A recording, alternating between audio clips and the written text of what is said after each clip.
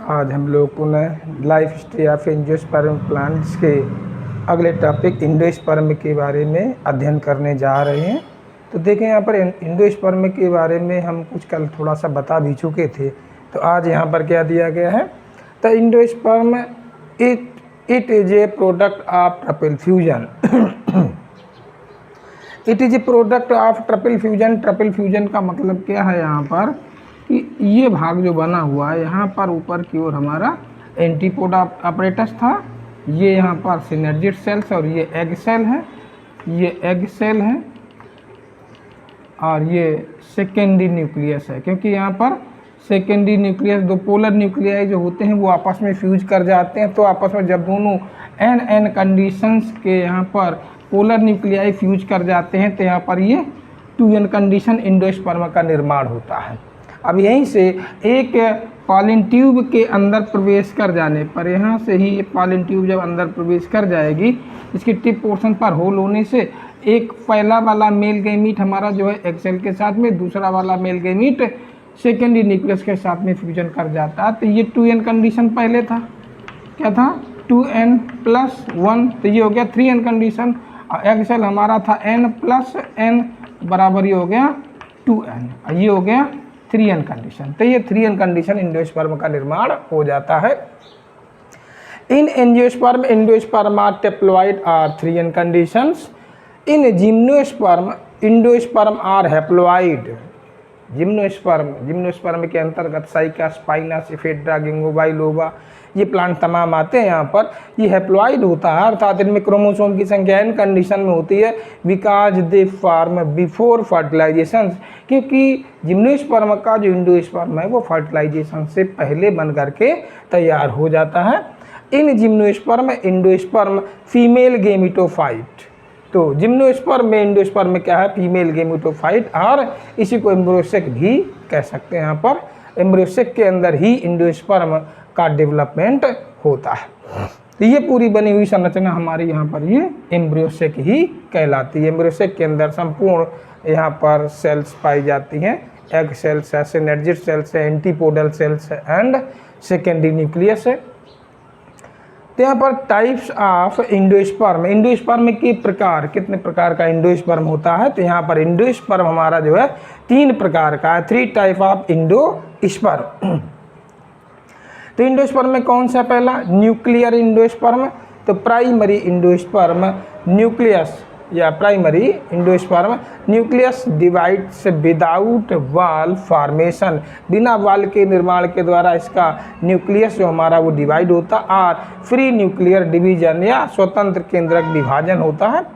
It is a most common type of angiosperm. ये angiosperm का सबसे कॉमन प्रकार का एंजियोस्पर्म है।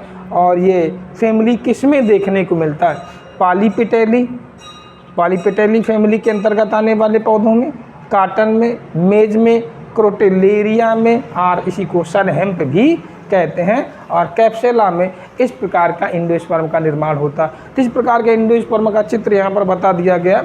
यहाँ पर ये प्रो एम्ब्रियो बना हुआ है और यहाँ पर जो था एंजियोस्पर्म का न्यूक्लियस है। तो न्यूक्लियस लगातार यहाँ पर ये डिवाइड हो करके परिधि पर यहाँ पर चारों ओर से व्यवस्थित हो जाता है, जिसके कारण से इसके बीच में एक बहुत बड़ी सेंट्रल वैक्यूल खाली रह जाती है।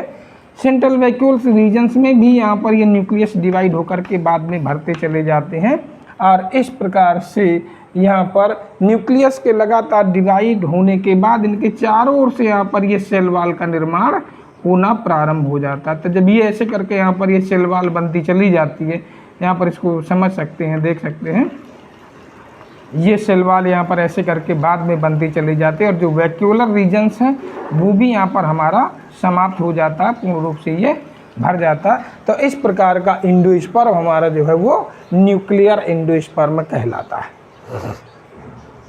दूसरे प्रकार का एंजियोस्पर्म हमारा कहलाता है सेलुलर एंजियोस्पर्म। तो सेलुलर एंजियोस्पर्म में है क्या, यहाँ पर सेलुलर एंजियोस्पर्म को इस प्रकार से यहाँ पर समझ सकते हैं, जैसे इसको यहाँ पर साफ कर दिया जाए ये।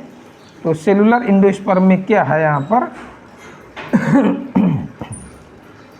एक यहाँ पर एंजियोस्पर्म का 3n कंडीशन यहाँ पर न्यूक्लियस था, वो लगातार डिवाइड हुआ, एक न्यूक्लियस ये निर्माण हो गया।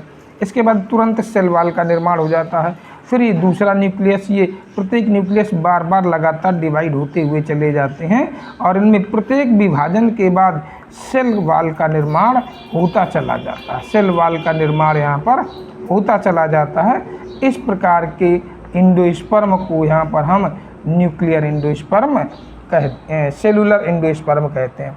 तो प्रत्येक विभाजन के बाद सेल वॉल का निर्माण होना यहाँ पर सेलुलर एंडोस्पर्म कहलाता है। Primary endosperm nucleus divides and accompanied by wall formation, thus cellular structure develop. इस प्रकार से यहाँ पर सेलुलर संरचना बन जाती है। Presence of haustoria is common features of cellular endosperm. तो इसी में यहाँ पर जो है एक वो विशेष प्रकार की संरचना हास्टोरिया लाइक पार्ट यानी कि चूसक टाइप में भाग यहाँ पर जो है वो डेवलप हो जाता है। तो ये सेलुलर एंडोस्पर्म का मेन संरचना है। एग्जाम्पल में यहाँ पर देख सकते हैं यूटिकुलेरिया रूटलेस प्लांट्स में यहाँ पर पिट्यूनिया, पेपरोमिया एंड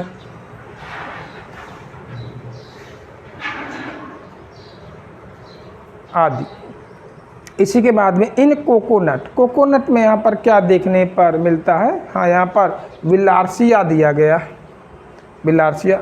और in coconut Cocos nucifera both cellular and nuclear endosperm.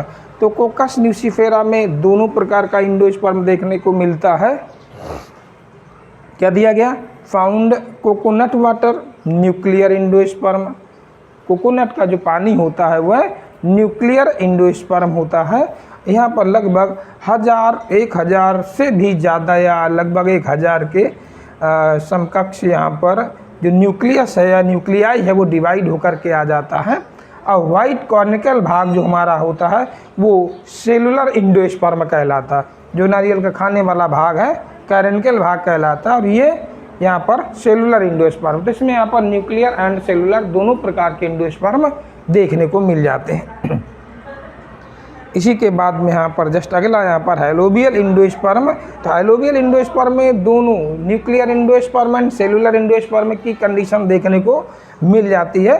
तो पहले होता क्या है कि यहाँ पर जो एक न्यूक्लियस है 2n कंडीशन से 3n कंडीशन एंडोस्पर्म का न्यूक्लियस वो लगातार डिवाइड हुआ, एक से बना लिया दो बनने के बाद में तुरंत ही यहाँ पर सेल वॉल का निर्माण हो जाता है। सेल वॉल का निर्माण होने की अवस्था सेलुलर एंडोस्पर्म जैसी दिखाई देती है, लेकिन इसी के जस्ट बाद एक भाग छोटा और एक भाग यहाँ पर कुछ बड़ा बन जाता है।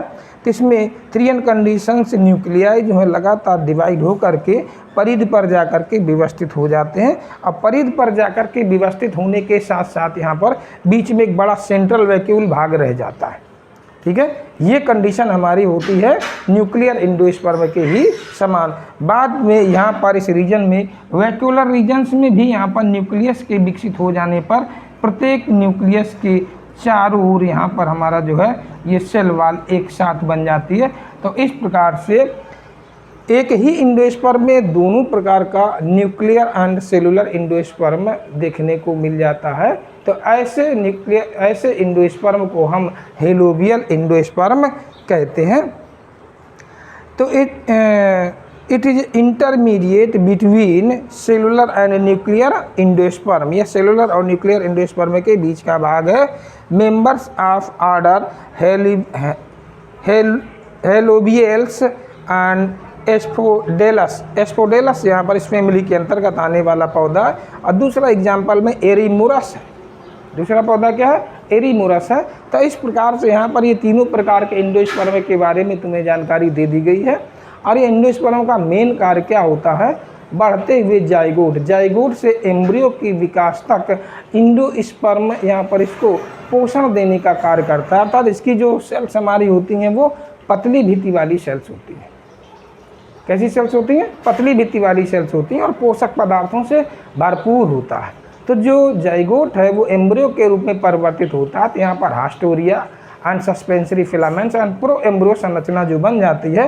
तो हास्टोरिया के द्वारा एंडोस्पर्म से पोषक पदार्थों को अवशोषित करके हास्टोरिया के द्वारा प्रो एम्ब्रियो को पोषक पदार्थ लगातार पहुंचाया जाता है, जिसके कारण से यहाँ पर एंडोस्पर्म हमारा जो है एंडोस्पर्म पोषण देने का काम करता है और जाइगोट जो हमारा है वो एम्ब्रियो के रूप में परिवर्तित हो जाता है। तो इसके बाद यहाँ पर हम अगला टॉपिक जो है वो आगे के वीडियो में फिर से बताएंगे।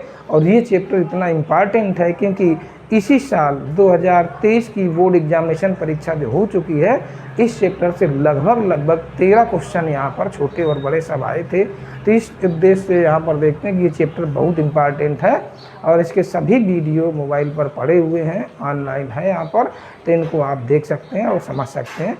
बहुत सही ढंग से इसको यहाँ पर चित्र के द्वारा समझाया गया है और इन पॉइंटों को अपनी कॉपी पर नोट करके इनका अध्ययन करें और जो बात समझ में ना आए तो उनको दोबारा वीडियो को देख सकते हैं। धन्यवाद।